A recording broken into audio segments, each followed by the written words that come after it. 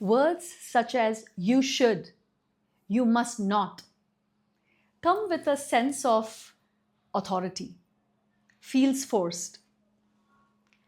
And as a practice, I try to use these words very mindfully for myself and for others. However, today is an exception. Today, we are going to use words like you must not or you should not. It's one of those times when it's for the larger good. And I feel being actively accountable for our actions is what sometimes brings us the results. So, as we embark on our journey today, namaste and welcome to the Safe Space with Binny as we talk about sacred sisterhood. 9 things women must not do to each other. March is the month of International Women's Day. And yes, I'm sure each of you listening here would have done something special to celebrate yourself. And I'm sure we saw a lot on social media around it. However, have we actually taken a moment and reflected on our relationship with other women? On our relationship with ourselves? How we speak about ourselves? How we talk to other women? And maybe we unintentionally sometimes hurt other women through our words or actions. It's important we know that this is your safe space with me. That means that we are one in our bloopers, mistakes, imperfections. That means all these 9 things that I'm asking you to not do with other women, I am sure I've done all of them to other women, to myself, and no shame there. It's all about working together and bridging the gap to who we can become as our best potential. As we embark on this journey today, we are going to cover 3 important things. We are going to peel layers towards our relationship with other women and ourselves. We are going to talk about 9 things that we must not do to other women. And finally, we are going to talk about why this topic is so important in these times. There's a concept in psychology called social comparison theory. According to this, it's very human for each of us to navigate ourselves when we are around other people and ask ourselves, where do I belong in this?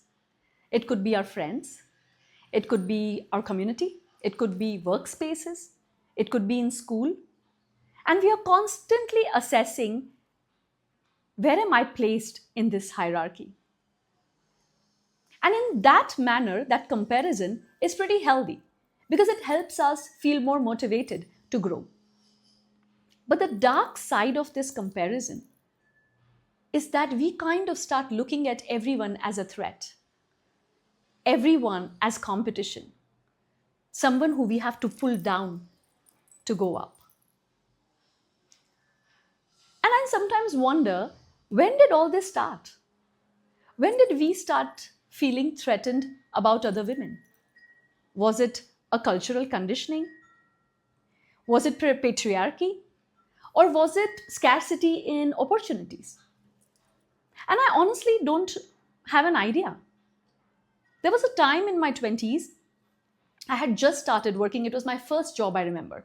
And it was a small office, less than 10 people, and most of them were men.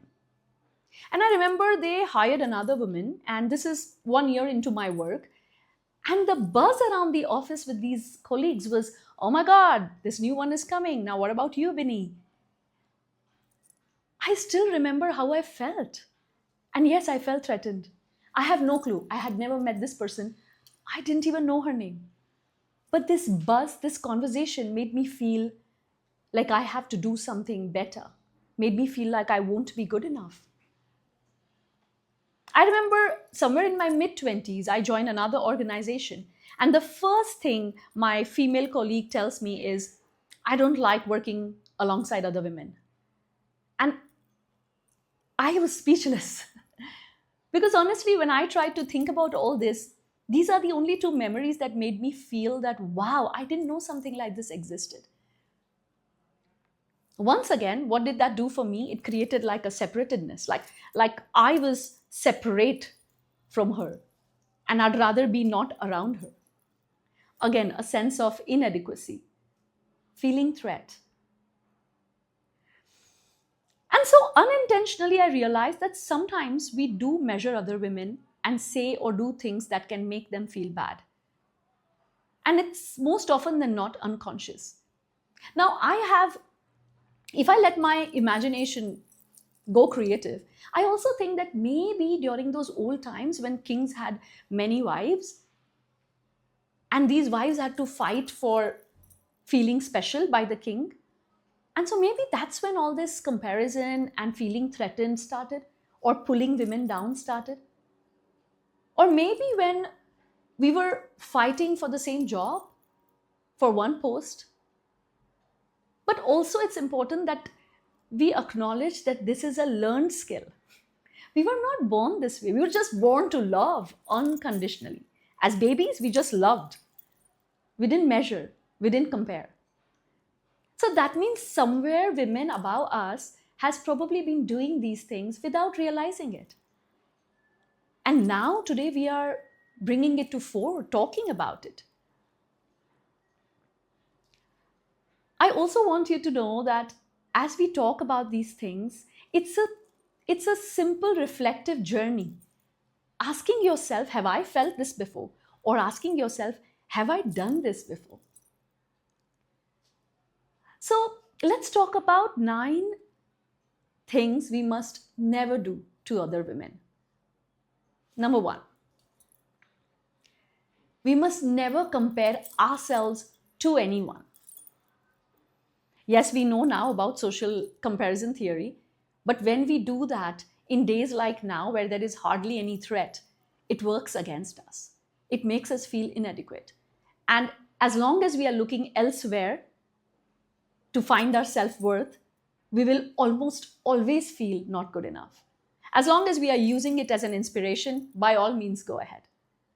What I do know is comparison kills personality. Number 2, never compare another woman to anyone. Once again, for the same reasons. We feel small, we feel inadequate, and we feel we do not belong here.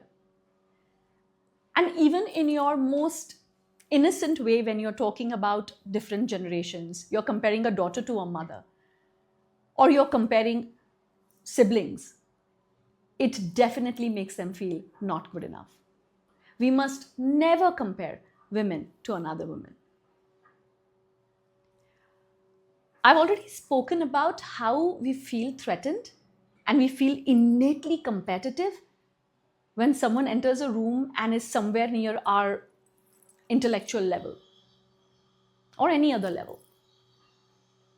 And we must actively make a choice to not treat women as threat. We must actively make a choice to not make other women feel that she's a competition and I'm better than her. It's okay to feel that though, because it's innate, right? It's a human thing. So no judgment there if you feel that. But how you act around it is what matters. How often have in team sports, as a mental strength coach, when I work with athletes, I observe that more than the sport, more than the love of being together or for the sport, we are so busy pulling each other down. And that never helps. There's always room for everyone, especially in today's day and time. There's always room for everyone to coexist in harmony. One of the things that I struggle with personally is when I feel that I'm made to feel guilty for not living up to someone's expectations. I think we women must never make other women feel guilty. In instant messaging times and all, it's tough. We expect that people should immediately respond. We expect that people should call us in their free time. But sometimes it's not the same. Women, as such, are wearing many hats at the same time. It's so difficult to make space. It's so difficult to not be overstimulated. It's so difficult to not be overwhelmed by the emotional load we carry. So sometimes when we make a call and the first thing we hear is a sarcasm that, oh, now you finally found time for me. Oof, come on, let's accept it. It is exhausting, right? I realized this last week when, we all have these school groups and women all chatting and making a community there. And I remember for the last 1 year, I've barely kept in touch with anyone. And most recently, I needed something, and there's this really dear friend who I wrote to out of the blue. And I remember her last message to me was, "Hey, when are you coming to Mumbai?" And I had not responded to that. And so out of the blue, I write to her, "Hey, doctor," she's a doctor. And I said, "Hey, Dr. So and so, how are you? It's been long. So and so happened. And that's why I couldn't even keep in touch. My bad." And the way she embraced that connection, oh my God. I felt so happy, loved, seen, and safe in just that small chat with her. And honestly, I was reaching out because I needed an insight from her because she's a doctor. And then I was brave enough, maybe, to straight up come to the point and say, "Hey, but you know what? I need this. And there was a big part of me that felt guilty. There's a big part of me that she may say, "Oh, now you thought of me." But guess what? She didn't. And I have come to believe that such friendships are the best friendships because they are low maintenance. There's barely any expectation. You surface, you show up, I'm here to meet you where you are. And we need to also know that not to take these things personally. Because one thing we do know now is that we are all in the same boat with our pains, sufferings, overscheduled calendars, and just too much going on. So I have always maintained this, that I never make another woman feel guilty for not calling and being busy. I mean, that's the way of life. How about we accept it? How about we make them feel more seen, understood, and just nurture them whenever they surface? Let's ask this, okay? This is now where it gets a little bit more harder, maybe, as conversations. How often have we met someone who's a total opposite to us? Absolute opposite. The way they look, the way they dress, the way they think, the way they talk, the way they show up, their choices. And then how often have we separated ourselves from them? How often have we judged them or internally shamed them or sometimes even openly shamed them for who they are? Women must never shame, judge, or be unkind to another woman, especially when they are absolutely different from us. Feminists before us have fought very hard for our right to choose. It's our innate right to choose how we live, how we show up in the world, whether we are straight, whether we are gay, whether we have a live in, whether we date someone for 10 years and break up, whether we want to be a mother, whether we do not want to be a mother, whether we want to be a stay at home mom after having a successful 10-year job. We need for women to be themselves without wanting to fit in, especially women who are completely different and breaking ice ceilings, as we say. We have to remember that when we judge someone, when we shame someone, the first thing it does is, again, creates a sense of isolation, like we don't belong. And as women, as human beings, our innate need at all times is just to feel like we belong, that this is our space. It's very important that we allow inclusivity. It's very important that when we see someone who's totally different from us, we be more curious and not judgmental. And probably ask them questions because we really don't know about them, right? We don't know about their choices, right? And I can guarantee you that when you're more curious about something and when you're more exploring the situation, you will get such intense knowledge and aha moments, which inadvertently leads to growth and deeper relationships.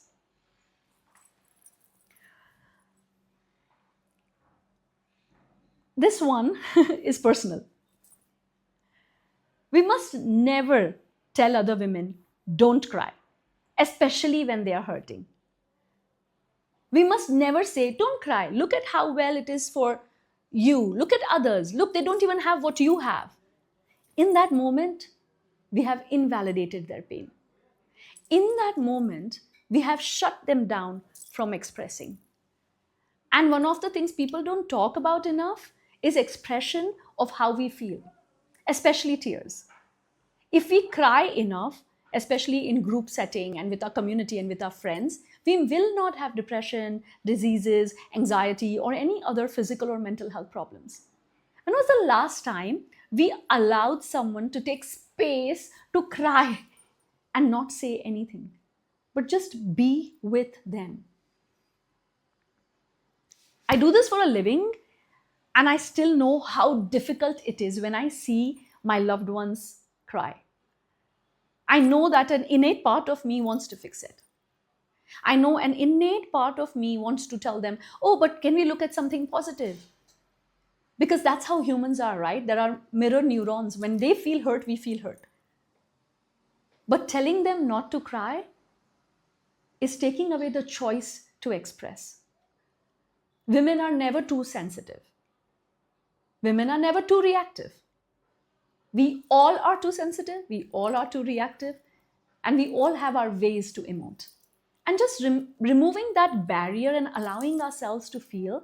And so when you have a woman next to you who's tearing up, maybe just gently pat her on the back or gently ask, hey, I think you need a hug, and see what changes within you and within them. How often have we seen a friend or a family member share their real problems, and we've jumped in to fix it for them with solutions, with plethora of solutions? Whether we've experienced that pain or that struggle, that's another story. But we always have solutions. It's important that we understand that women must never try to fix other women's problem. And women must never give unsolicited opinion unless they ask us for our opinion. This is important because we've never seen that, right? Last time, if you would have shared your problem, ask yourself, did someone just make space for you to speak and listen? Or did they jump in before you even finished with their solutions and fix it mindset? What it does is it does not help us solve our problems. That means when a friend is genuinely going through it, what she needs is active presence. Presence that you're giving to me in this moment with this conversation. You're listening. And just listening and saying, I can imagine how this must hurt. Just listening and saying, wow, that was hard. What did you do? Just being curious and listening. And maybe the rant or the vent goes on for some time. And at some point of time, just look at them with kindness and say, wow, I'm sure you'll figure this out, but do you want my opinion? Now, if they ask for opinion, yes, by all means. But again, make it about them. Don't make it about you. Don't make it about fixing it so you feel better. Make it about what they actually need in this. One thing I do know for sure is that when women are allowed to vent for 20 minutes without interruption, without fixing it, they almost always find answers to their problems. And one thing we must know, that we can never fix it for anyone else, ever. We just need to open up the space to become better listeners. We must open up the space to let them feel more nurtured and understood and seen. Most often than not, I think all of us struggle with not feeling validated in our pain. So when someone just listens and says, wow, that must be tough, whew, that's such a huge relief. And a day later, you're back with solutions, ready to move on with life. So let's try never, at least try never to fix it for the other people, and don't give unsolicited opinions, because a lot of times they backfire. And sometimes it can even cost friendships, because slowly your friends or your community doesn't want to share because they are more worried about your reaction or your fix-it behavior than actually feeling understood and seen. Once again, I'm reminding you, none of us do this intentionally. We all have learned it from other people, and we are just using the same template in our relationships with women. Women must never body shame another woman. When I say this, let me break down what body shaming is. Okay, it's a new term for some of us, or maybe some of us have already heard it. But let me tell you, all of us have experienced body shaming. That little girl who decides to wear something when she's just 12 and steps out of the house and someone says, "Are you sure you're wearing this?" That's body shaming. Now, you may say that's concern. Yes, it's concern. But what does it make us feel in that moment? That we are inadequate. We are trying to touch and pull our dress down and in doubt about our bodies, right? When someone tells us, "Hey, you've put on weight," we feel that lump and we go quiet and we feel numbed for that moment. And the next time we see ourselves in the mirror, we look at it from that perspective. And let me be honest, we are never going to be thin enough, pretty enough, big enough, small enough, anything enough for the world. Well, that's the reality. We just need to be enough for ourselves. How often in a social setting have we seen aunties say, "Oh, so much acne on your face. Are you doing anything?" First of all, ladies, those young girls know that they have acne. They can see it every day, they are living with it. And I know this sometimes can sound very preachy or harsh, but the idea is that we do it so unassumingly that we don't realize the damage it does to young minds. I've met young girls who don't want to come out of their house until the acne period is gone. Sometimes we look at women in different shape and sizes and we form an opinion. Sometimes even speak about that opinion. And at all times, it hurts. It hurts our self image, it hurts our self worth. It makes us feel that if we are not this, then we are not worthy. And so I'm going to, push you to try something new. How about you start looking for beauty in absolute mundane moments? You know, those moments when you see someone just waking out of bed and opening the door and you're like, "Hey, you look pretty," and feel it. When you start looking for beauty in mundane, believe me, you will find beauty in mundane. I remember once I was going for a walk in the forest and I saw this amazing, beautiful mom, a mother and a daughter. And the mother was probably in her 70s, maybe, or 60s. And she was wearing this pretty nice long dress. And the daughter was in her walk attire. And I paused and I said, "Oh my God, I love what you're wearing in the forest. It looks so beautiful." And she immediately became so conscious and she said, "Oh my God," and she was shocked. I still remember the look in her eyes when she was so shocked and she said, "Oh my God, like someone is noticing me enough to say I look pretty in this dress." And no makeup, mind you, they were just walking, a casual day. And then her first words were, "You know what? I don't have a body like yours to wear what you're wearing." Wow. And don't we all do that to ourselves? Don't we always judge ourselves negatively? What sometimes stops us from taking a compliment when we are not all done up, just the way we are? So, when it comes to body shaming, I'm going to put you up to a challenge. Start looking for beauty. Beauty in their eyes, beauty in the way they walk, beauty in their laughter, beauty in them being crazy, beauty in when they are cooking, beauty when they are making a blunder, but how they look when they know that they've made a blunder. The more you apply these actions, the more you notice that you're not looking for any perfectionism in the world with their bodies, shape, size, because we are just people, right? Another way to push my point, because this is something that I struggle with a lot. I think that's why I think I'm a bit longer on this. But when you go in the forest or when you observe nature, do you ever compare two trees or two plants or two flowers and say, why this one is red, why this one is blue? And they may be from the same branch. Have you ever noticed how every branch comes out different? And when we are in nature, we fully absorb that and love that beauty. Almost everyone has experienced that. Now, can we just use that in our day to day life with other people, with women? Because we are all part of a nature. How about we just look at them for who they are? No body shaming, no comments on how they look, their hair. When it comes to these conversations, I have a rule which I try and apply. I'm not saying I always survive doing that. I do make blunders, but I do have a rule where I believe that before I speak anything, I ask myself, is it really important? I ask myself, is this useful, what I'm going to speak? I ask myself, is it a fact?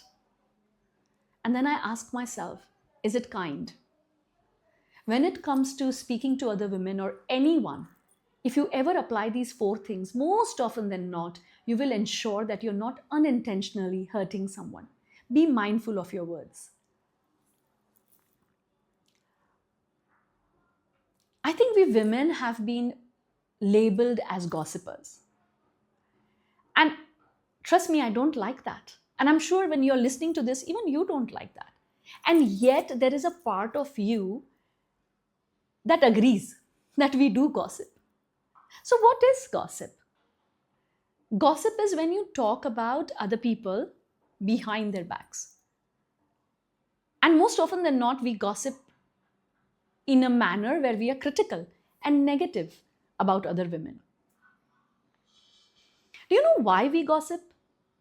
Have you ever thought, why is it that women gossip and speak negatively about other women?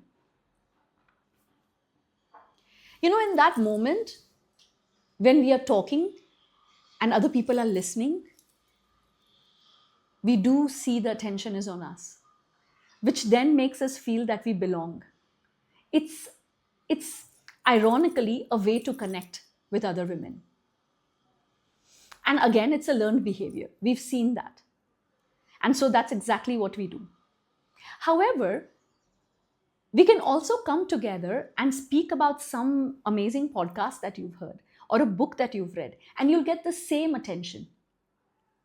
It's very important we understand what gossip does. When we speak negatively or critically about another person behind their back, they always come to know about it. Always. Always. And again, what do we create? We are creating threat. We are creating competition. We are creating a division. We are creating isolation. Because when we know that someone has spoken like this about us, we don't feel good around them. We don't feel safe around them. So it's a very important message here for each of us. We must not speak negatively, critically about another woman in her absence. It's also important we know that yes, we are going to have big feelings. Yes, we are going to have conflicts. And so, what are we going to do in such cases? Sit with it, write about it, journal about it, see what it made you feel. And then ask that friend or that human being to say, hey, let's meet up. Address it, talk about it, rationalize it, be curious as to why they did what they did. All of this is far more healthier way to build deeper bonds rather than rush and tell someone what someone did to you. I need each of us to understand here the role that we play in bringing our community together. I have a theory. As we talk about how threatened we feel in the world around men, or how men dominate women, or how the world is so lopsided when it comes to our rights, have you ever wondered that what if, when a child was born, women were like rooted with each other? Because think about it, every human being, when they come in this world, their first relationship to another being is most often than not a woman, mother, grandmothers, nannies. If they go to preschool, it's most often than not female teachers. So imagine if, as women, we were together in our suffering, in our conversation, holding space for each other, keeping it sacred, being so loyal that no another man can ever disrupt that solidarity. Do you still believe that men would have such lopsided view about our power, our strength? Do you still feel that we would be disrespected the way we are being disrespected sometimes? I don't know. I don't know. But I do know it may have shifted something in each of us.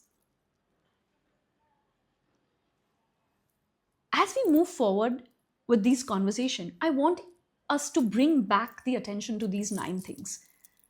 What women must not do to other women. Let's do a recap. No comparison to self.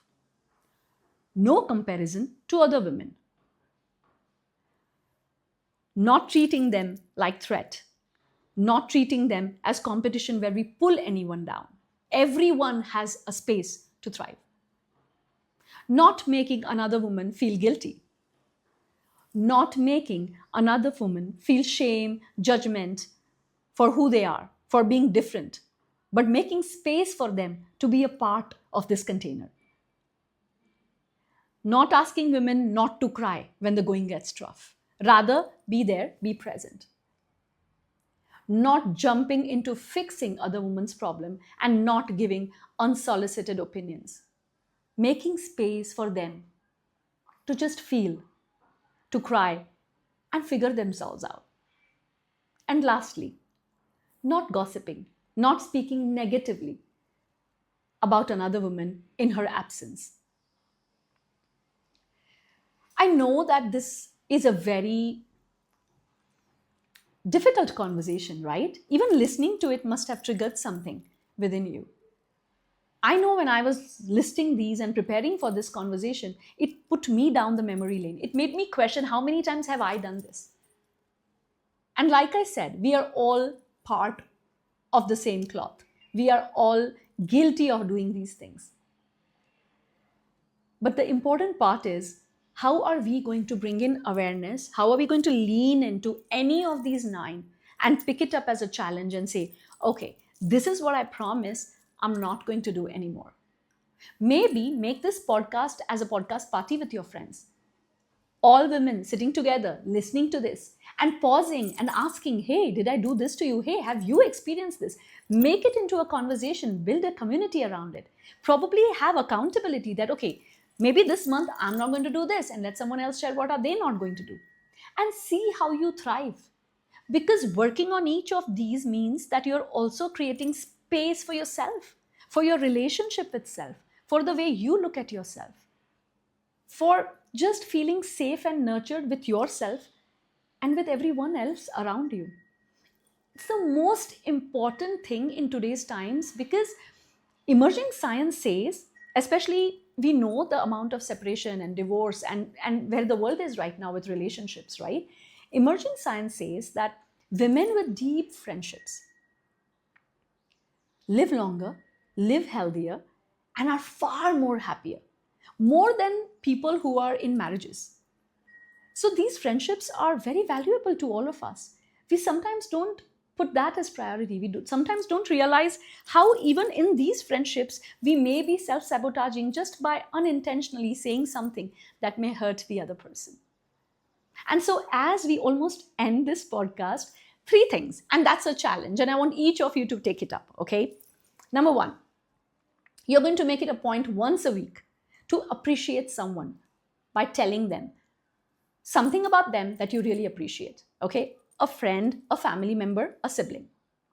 Once a week, you're going to appreciate a stranger in their mundane moments, okay? Don't make it about labels, just in their mundane moments, just the way they laughed, just the way they made you feel.